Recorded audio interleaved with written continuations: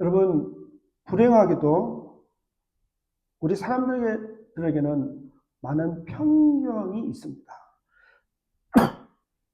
편견은 어떤 대상에 대해서 이미 굳어진 선입견에 근거하여서 그 선입견에 근거하여 형성된 일반적이고 고정된 판단이나 태도를 말합니다.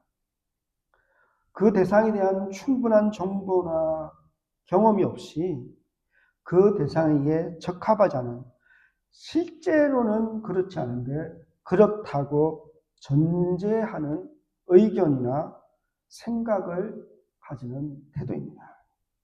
그래서 편견은 보통 어느 사회나 집단에 속하는 다수의 사람들이 특정 대상에 대해서, 특정 사람이나 특정 집단에 대해서 가지는 나쁜 감정, 부정적인 평가, 적대적인 언동, 뿌리 깊은 비호의적인 태도나 신념을 말합니다. 다시 말해서 공정하지 못하고 페어하지 못하고 한쪽으로만 치우친 생각이 편견입니다. 예를 들면 이런 것입니다. 성격이 조용한 사람은 소극적이다. 성격이 조용하다고 다 소극적인 것은 아니죠. 우리는 이런 편견을 가지고 있습니다. 또 반대로 외향적인 사람, 활동적인 사람은, 말이 많은 사람은 생각이 짧다, 깊이 생각하지 않는다, 이런 어떤 편견들이 있습니다. 어떤 특정 지역이나 문화에 대한 편견도 있습니다. 예를 들어서 동양 문화, 서양 문화를 이야기하면 어떤 부분에서는 좀 맞는 개념이 있지만 다 그렇진 않는데 일반화시키는 것이죠. 이게 편견이죠. 다시 말해서 서양 문화는 굉장히 개인적이고 이기적이다. 동양 문화는 집단적이고 권위적이다. 이런 것들이 있죠. 또 우스갯소리로 머리 큰 사람은 머리가 좋다. 이런 편견도 있죠. 그렇죠? 사실은 편견이 아니라 이건 사실인데요. 팩트인데. 그렇죠? 우리 한국 사람도 이 특정 지역에 대한 편견이 있잖아요. 그래서 경상도 사람은 이렇다. 전라도 사람은 이렇다. 충청도 사람은 이렇다. 그런 지역에 대한 편견이 있습니다. 특별히 특정 인종에 대한 편견. 우리 한국 사람은 제가 특정 인종을 말하지는 않겠지만 어떤 이런 사람들에 대해서 특정 인종에 대해서 편견이 많습니다. 특정 직업에 대한 편견도 있습니다. 근데 이런 편견이 무서운 것은 편견 때문에, 특별히 정형된 것도 아니고 자기가 경험한 것도 아닌데 그냥 아무 이유 없이 가지고 있는 편견 때문에 또 아무런 이유도 없이 그 대상에 대해서, 어떤 그룹에 대해서 그냥 싫어하거나 적대적인 감정을 품게 되기 때문입니다. 아무런 이유 없이 싫어하기 때문에, 아무리 그 대상에 대해서, 그 그룹에 대해서 좋은 말을 해도 편견이 사로잡혀 있으면 그 마음을 바꾸기가 쉽지가 않습니다. 그냥 그 사람이 싫다는 거예요. 그냥 저 사람 얼굴만 보면 화가 나고 짜증이 나고 불쾌해진다는 거예요. 그냥 그 사람의 말투가 싫다는 거예요. 이것만큼 난감한 일이 어디 있습니까? 근데 유대인들에게도 쉽게 바뀌지 않는 편견이 있었습니다. 그 대표적인 것이 음식에 대한 편견과 이방인에 대한 편견이었습니다. 근데 사실 이 둘은 분리된 것이 아니라 하나의 편견이라고 말할 수가 있습니다.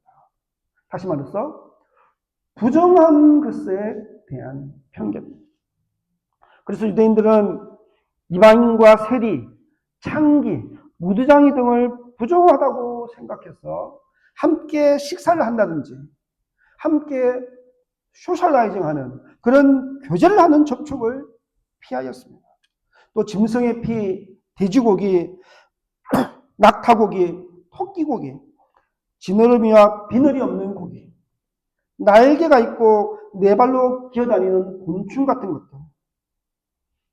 이렇게 먹어서는 안 될 음식들이 굉장히 많습니다. 그래서 레위기 11장 2절에서 47절에 보면 유대인들의 음식 규례에 대해서, 부정한 음식과 먹을 수 있는 음식에 대한 음식 규례에 대해서 자세하게 나옵니다. 그래서 지금도 유대인들이 많이 사는 지역에 마켓에 가면, 우리 동네 소베이라든지 뭐 이런 데 가면요, 코셔라는 게 있죠. 무슬림들이 먹는 할랄 음식 있잖아요. 할랄. 그렇죠? 이런 것처럼 유대인들도 코셔라는, 그러니까 유대인들이 먹기에 합당하고 정결한 음식인 이 코셔라는 코너가 따로 마련이 되어 있습니다. 그래서 우리 집 주변에 유대인들이 많이 살잖아요. 그렇죠? 그래서 저기 작년에 오랫동안 거의 한 12년인가 암투병하던 우리 옆집 주인 아저씨가 이제 암으로 세상을 떠났어요. 그래서 그냥 이제 제가 그 집에 가서 인사하고 왔는데, 근데 뭘 좀 이렇게 음식을 갖다가 주고 싶어도, 그래서 뭐 크리스마스라든지 뭐 우리 음식을 갖다 주고 싶어도 갖다 줄 수가 없어요. 왜냐면 이 사람들이 코시 음식을 먹는데 우리가 아무거나 갖다 줄 수가 없으니까. 근데 이제 장례식을 하고, 여기 유대인들이 가서 장례식을 하고 끝나고 이제 하루 동안 손님들을 맞이하더라고. 그래서 인사하고 이렇게 하는데, 갔더니 먹을 거는 하나도 없고 그냥 앉아서 그냥 티만 마시면서 인사만 하고 있더라고. 우리하고 틀려요. 장례식 문화가. 그렇죠? 우리는 장례식 가면 막 사람들한테 국수도 주고 국밥도 주고, 그죠? 잔치를 하잖아요. 그죠? 여기는 그냥 조용히 그냥 인사만 하고, 또 앉아서 대화만 하고, 그리고 헤어지고 또 가고, 이렇게. 저도 와서 이제 인사만 하고 왔는데, 어쨌든 이런 유대인들은 코셔라는, 부정하지 않은, 자기들이 먹을 수 있는 그런 정결한 음식을 먹습니다. 근데 베드로가 낮 12시쯤에, 그러니까 정오죠. 정오쯤에 옥상에서 기도를 하다가 배가 고파졌어. 이제 밥을 먹으려고 기다리고 있는데, 사람들이 음식을 쿠킹을 하는 동안 기다리고 있는데, 환상 가운데 하나님께서 환상을 보여주십니다. 환상 가운데 하늘에서 각종 짐승들이 담겨있는 큰 그릇이, 예전에 개혁 성경에는 바구니라고 되어 있는데, 큰 바구니 같은 그릇이 이제 하늘에서 내려왔습니다. 그리고는 그것을, 큰 그릇에 담겨있는 온갖 짐승들을 잡아먹으라라는 음성이 들렸습니다. 사도행전 10장 12절에 보니까 그릇 안에 들어있는 짐승들은 땅에 있는 각종 네발 가진 짐승과 기는 것과 공중에 나는 것들이었다라고 말씀합니다.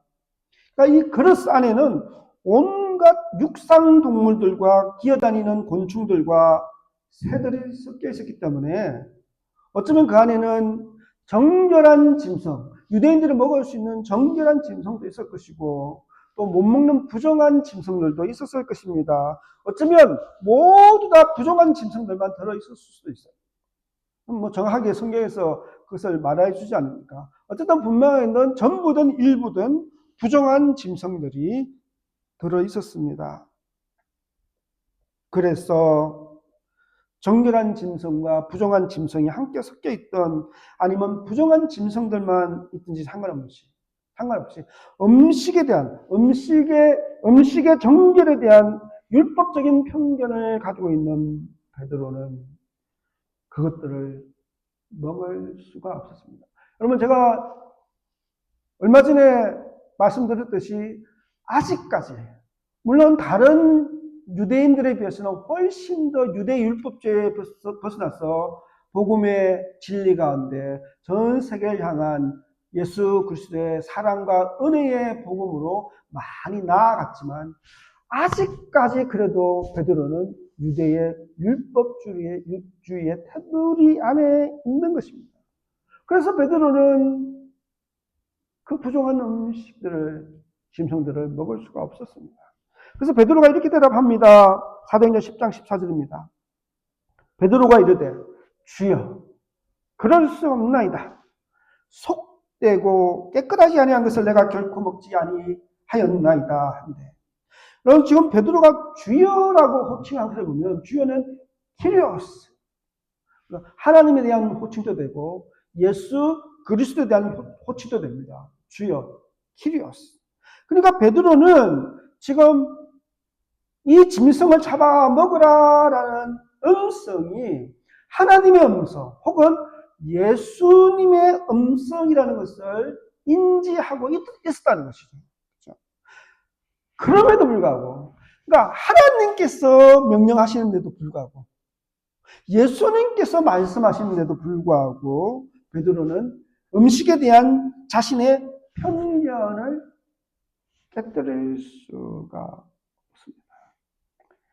그러니까 편견은 여러분, 편견은 이렇게 하나님의 음성으로도 깨뜨리기가 힘든 것입니다. 사실 솔직히 말해서 우리도 그렇지 않습니까? 편견뿐만 아니라 우리가 가지고 있는 어떤 고정적인 가치관, 고정적인 어떤 습관들 있잖아요. 좀 우리가 가지고 있는 어떤 고정적인 고집들 이런 것들이 쉽게 깨지지 않습니다. 아무리 하나님의 말씀을 들어도 아무리 하나님께서 감동을 줘도 우리는 그냥 우리 모습 그대로 그냥 바위처럼 단단하게 있을 때가 많지 않습니다. 사람이 변하는 것이 참 힘듭니다. 저도 그렇고 여러분들도 그렇고. 편견은 더욱 그럽니다. 하나님의 음성이 들려도 베드로의 편견은 깨뜨리지 않았다는 것입니다. 그래서 베드로는 자신은 지금까지 유대교의 음식법을 철저하게 따랐기 때문에 지금에 왔어. 지금까지 잘 지켜왔는데 지금 그 부정한 음식을 먹을 수는 없습니다. 라고 단호하게 거절을 하였습니다. 이렇게 음식의 정결에 대한 편견에 사로잡혀 있는 베드로에게 하나님께서 한 번 더 말씀하십니다. 사도행전 10장 15절입니다. 또 두 번째 소리가 있으되 하나님께서 깨끗하게 하신 것을 내가 속되다 하지 말라 하더라. 하나님께서 베드로에게 걱정하지 마라. 내가 이미 이 모든 것을 다 깨끗하게 하였다. 근데 왜 너는 더럽다고 하느냐. 걱정하지 말고 먹으라 라고 말씀하셨습니다. 여러분 이 구절은 마가복음 7장에 나오는 예수님의 말씀을 생각나게 합니다. 마가복음 7장 15절에서 16절입니다. 무엇이든지 밖에서 사람에게로 들어가는 것은 능히 사람을 더럽게 하지 못하되 사람 안에서 나오는 것이 사람을 더럽게 하는 것이니라 하시고, 예수님께서는 사람 속으로 들어가는 음식이 부정한 것이 아니라, 다시 말해서 우리가 먹을 수 없는 부정한 음식은 없다는 것입니다. 우리가 먹을 수 없는 해로운 음식은 있을 수 있겠죠. 우리의 건강이라든지 우리의 모든 부분에서, 혹은 여러 가지 알러지라든지 이런 부분에서. 그렇지만 부정하기 때문에 못 먹을 음식은 없다는 것입니다. 우리의 몸속으로 들어가는 것이 부정한 것이 아니라 도리어 뭐라고요? 우리의 속에서 나오는 것, 우리의 마음 속에서, 우리의 생각에서 나오는 악한 생각이 더 부정하다라고 말씀하십니다. 그래서 예수님은 먹는 것에 대해서 염려하고 절제하기보다는 마음 속에서 나오는 악한 생각을 더 많이 염려하고 절제해야 한다라고 말씀하시면서 유대교의 율법적인 음식 정결법에 대해서 비판하셨습니다. 그런데 베드로에게 말씀하신 이 하나님의 음성은 마가복음 7장에 나오는 예수님의 말씀에 더 확실한 의미를 부여하고 있는 말씀이었습니다. 다시 말해서 음식에 대한 율법적 편견을 버려야 한다라는 것입니다.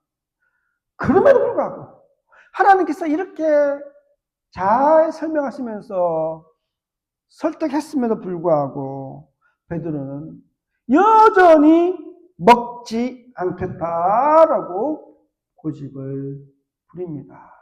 여러분, 편견의 벽이라는 것이 이렇게 무섭습니다. 하나님이 오셔가지고 두 번이나 말씀하셔도 깨지지가 않습니다. 그래서 하나님께서 한 번 더 말씀하십니다. 한 번 더. 3, 3번. 한 번 더. 그럼에도 불구하고 베드로는 먹지 않았습니다. 사도행전 10장 16절을 보십시오. 이런 일이 3번 있은 후 그 그릇이 곧 하늘로 올려져 가니라. 근데 이 베드로에게는 이 3번이라는 것이 참 익숙한 숫자예요. 요한복음 18장에서 베드로는 예수님을 몇 번 부인했습니까? 3번 부인했어요. 예수님이 잡혀 있는 대제사장 마당에서 너 예수님의 제자가 아니야? 너 아니다. 또 너 진짜 예수님의 제자가 아닌데? 아니다.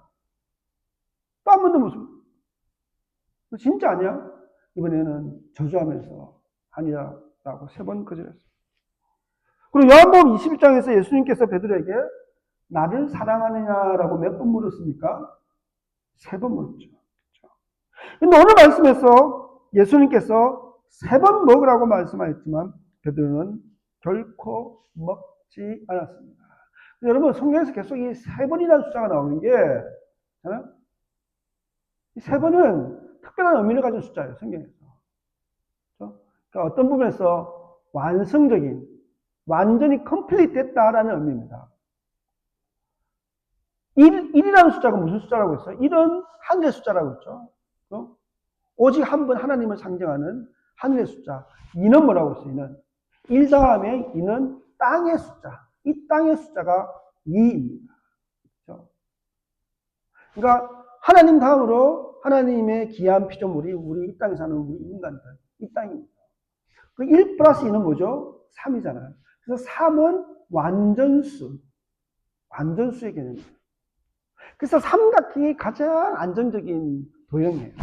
그래서 삼위일체 하나님, 3이라는 숫자가. 그렇죠? 예수님께서 3번 시험을 당하시고, 예수님께서 3일 만에 부활하시고, 예수님께서 베드로에게 3번 네가 나를 사랑하느냐 물으시고. 그래서 오늘 예수님께서 3번 먹으라고 한 것은 이제 어떤 하나님의 계획이, 하나님의 의도가 완성되었다는, 컴플리트 되었다는 것을 의미합니다. 그래서 베드로는 결국 먹지 않았습니다. 베드로가 3번 거절하고 그 그릇이 하늘로 올려져 간 후에 베드로는 자기가 본 환상이 무슨 의미인지 의아해하였습니다. 이렇게 베드로가 자신이 보는 환상이 무슨 뜻인지 고민하고 있을 때 백부장 고넬료가 보낸 사람이 베드로의 집에 찾아와서 문을 두드렸습니다. 그래서 베드로는 자기가 본 환상과 지금 자신을 찾아온 이방인들이 무슨 연관이 있는지, 무슨 의미가 있는지 깊이 생각을 하게 됩니다. 사도행전 10장 19절에서 20절입니다. 베드로가 그 환상에 대하여 생각할 때 성령께서 그에게 말씀하시되 두 사람이 너를 찾으니 일어나 내려가 의심하지 말고 함께 가라. 내가 그들을 보내었느니라 하십니다. 여러분, 베드로는 지금 자신에게 닥친 이 범상치 않은 상황이 됐어요. 여러분, 우리가 살아갈 때도 뭔가 범상치 않은 사건이나 범상치 않은 상황을 맞이할 때가 있습니다. 그때는 깊이 묵상하셔야 돼요. 이 사건을 통해서, 이 상황을 통해서, 이 일들을 통해서 하나님께서 나에게 무슨 말을 하시려고 하시는 것인가? 이런 고민과 묵상이 필요합니다. 베드로도 지금 자신에게 닥친 이 범상치 않은 상황에 대해서 하나님의 뜻이 무엇인지 하나님의 뜻을 찾으려고 지금 깊이 묵상을 하였습니다. 이렇게 자신에게 닥친 상황에 대해서 깊이 묵상하면서 하나님의 뜻을 찾는 베드로에게 성령께서 말씀하십니다. 내가 보낸 사람들이니 주저하지 말고 그들을 따라가라 라고 더 분명히 말씀합니다. 그러니까 여러분, 짐승들을 먹으라라고 3번 말씀하신 이 하나님의 음성과 성령님의 음성은 또 다른 음성인 거예요. 그렇죠?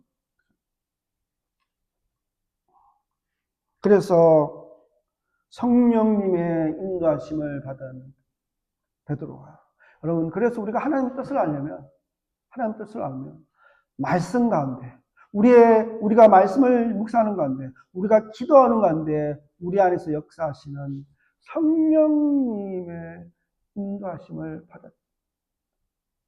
성령님의 인도하심을 받지 않으면 말짱 도루묵이에요. 말짱 도루묵. 우리가 아무리 말씀을 들어도, 우리가 아무리 기도를 해도, 우리가 아무리 열심히 찬양을 해도 성령님의 인도하심을 받지 않으면 되나요? 내 생각대로 하는 거예요. 내 주장대로 하는 것입니다. 결국은 내가 하고 싶은 대로 나의 길을 가는 거예요. 왜? 내가 주인공이 되니까. 그래서 우리는 겸손하게 나의 자아를 부인하고 성령님의 인도하심을 받아야 하는 것입니다. 성령님의 인도함을 받은 베드로는 고넬료가 보낸 사람들에게 왜 나를 찾아왔느냐라고 물었습니다. 사도행전 10장 22절입니다. 그들이 대답하되 백부장 고넬료는 의인이요 하나님을 경외하는 사람이라 유대 온 족속이 칭찬하더니 그가 거룩한 천사의 지시를 받아 당신을 그 집으로 청하여 말을 들으려 하느니라 한데, 베드로를 찾아온 사람들이 사도행전 10장 19절에 보니까 2명이라고 이야기하는데, 그렇죠? 어떤 사본에는 3명 혹은 여러 명으로 나와 있습니다. 그렇죠? 근데 사도행전 10장 7절은 고넬료가 몇 명의 사람들을 보냈습니까? 사도행전 10장 7절을 보면 3명을 보냈잖아요. 그렇죠? 근데 오늘 사도행전 10장 19절에는 2명이 찾아왔다고. 그렇죠? 그래서 어떤 사본에는 또 3명으로 나요. 우리는 그냥 고넬료가 3명을 보냈으니까 3명 혹은 그 이상이었다 생각할 수 있습니다. 근데 이 고넬료가 보내서 베드로를 찾아온 사람들이 고넬료를 지금 어떻게 소개하고 있습니까? 첫 번째 고넬료는 군사적, 사회적 지위가 높은 백부장이었다라고 소개를 하고 있습니다. 둘째는 고넬료는 의인이었다라고 생각했습니다. 여러분, 이 성경에는 모든 것들 속에서 조그만 미세한 차이 속에서 의미가 다 들어있습니다. 우리가 그 전에 살펴봤을 때 사도행전 10장 2절에서 누가는 고넬료를 뭐라고 이야기했습니까? 경건한 사람이라고 했죠. 경건한 사람이죠. 근데 지금 고넬료가 보낸 사람들은 경건한 사람이라고 이야기하지 않고 의인이라고 이야기하고 있어요. 의인. 바꿔서요. 왜 그런지 아십니까? 유대인들에게 고넬료는 경건한 사람입니다 라고 이야기하면 유대인들은 편견이 있잖아요. 이방인은 부정하고 이방인은 어떻습니까? 구원받지 못하고 함께 하지 못할 더러운 족속이다. 이런 편견이 있잖아요. 그러니까 그런 편견 가운데 아이고 이방인이 경건하면 얼마나 경건하려고 이런 생각을 하는 거죠. 그렇죠? 그래서 도리어 더 반감을 사게 된다는 것입니다. 그래서 경건한 사람이라는 말 대신 의인이라는 말로 소개를 하고 있어요. 왜 그렇습니까? 아무리 이방인이라고 해도 경건하다고 뭐 말하지는 못하겠지만 율법에 따라서 율법을 지키는 의로운 사람이다라고는 말할 수 있겠죠. 이방인들도 의롭게는 살 수 있기 때문이죠. 셋째 고넬료는 자신이 아는 모든 유대인들로부터 칭찬받는 사람이다라고 이렇게 소개를 합니다. 이렇게 고넬료가 보낸 사람들의 말을 들은 베드로는 그 사람들을 집으로 불려들여서 하룻밤을 재웁니다. 이것이 이제 조금씩 벽이 허물어져가는 과정이에요. 이방인들을 집으로 들여보내서 함께 잔다는 것 자체가 편견의, 이방인과 유대인의 편견의 벽이 허물어지고 있는 것입니다. 그래서 그들을 하룻밤을 재워서 함께 지내고 난 뒤에 다음날 아침에 고넬료의 집을 향해 갑니다. 여러분, 요바에서 가이사라까지 거리가 약 60km 정도라고 이야기했죠. 그러니까 그 당시에 이제 걸어가야 되기 때문에 60km를 걸어서 가면 한 20시간에서 22시간 정도 걸립니다.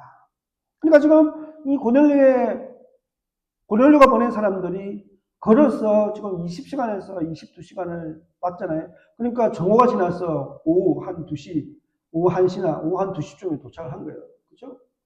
그러니까 또 다시 당장 떠날 수는 없잖아요. 그러니까 하룻밤을 자고 그 다음날 아침에 떠나게 되는 것입니다.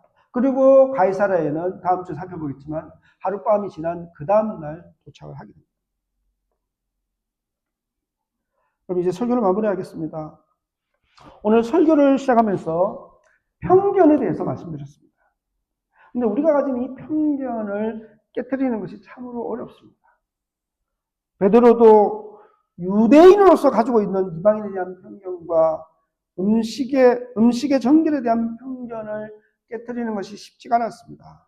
그래서 유대인의 간섭과 관례를 깨고 시체를 만지는 더러운 부정한 무두장이 시몬의 집에 여러 날을 유숙하였던 베드로가 율법이 정한 부정한 음식을 먹는 것은 거부하였습니다. 율법원적이죠. 그러니까 아직까지 조금씩 깨어지고 있지만 완전히 편견의 벽이 깨지지 않은 것입니다. 하나님이 음성으로, 예수님의 음성으로 3번이나 먹으라고 하였음에도 불구하고 베드로는 단호하게 거절하였습니다. 그래서 이번에는 성령님께서 나타나셔서 베드로의 편견을 깨뜨리기 위해서 말씀하셨습니다. 그리고 성령의 역사신 가운데 베드로는 이방인에 대한 편견을 깨뜨리고 고넬로가 보낸 사람들을 집으로 들어오게 하여서 유숙을 하게 됩니다. 이렇게 하나님의 계획하심과 인도하심에 따라 이제 베드로가 가졌던 이 편견의 벽은 서서히 허물어져 갑니다. 그래서 어느 단계가 되어서는 완전히 이방인과 유대인 사이를 가르는 편견의 벽이 완전히 깨어지고 율법과 은혜의 벽이 완전히 완전히 허물어졌어. 이제 말씀의 은혜의 자리로 완전히 들어가게 되는 그런 시점에까지 베드로가 이르게 되는 것입니다. 그럼 여러분, 우리 모두에게는 편견이 있습니다. 근데 혹시 우리가 어떤 잘못된 편견을 가지고 있다면 그 편견의 벽을 깨뜨려야 합니다. 신앙적인 편견, 사람에 대한 편견, 지역에 대한 편견, 문화적인 편견, 인종에 대한 편견, 이런 모든 편견을 허물어야 합니다. 왜 그렇습니까? 예수님께서는 이 모든 편견의 장벽을 허무시고 세대의 장벽, 남자와 여자의 성별 장벽, 인종적인 장벽, 지역적인 장벽, 모든 장벽을 허무시고 평화의 왕으로 오셨기 때문입니다. 그래서 여러분, 우리가 있는 자리에, 우리가 있는 그 안에, 이 교회 안에, 또 여러분이 그 안은 가정 안에, 여러분이 만나는 모든 사회 조직 안에, 여러분, 인간이 있는 곳에는 항상 갈등이 있습니다. 싸움이 있습니다. 그래서 고통이 있습니다.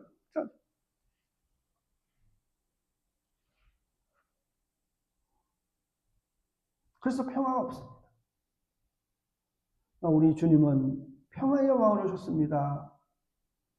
우리가 있는 자리에서 어떤 사람들과 만날지라도 어떤 곳에 있을지라도 그것이 나로 인해서 평화의 장소가 될 수 있도록 평화의 왕으로 오신 예수님을 본받아 평화의 사도가 되시는 저와 여러분 되시기를 간절히 축원합니다.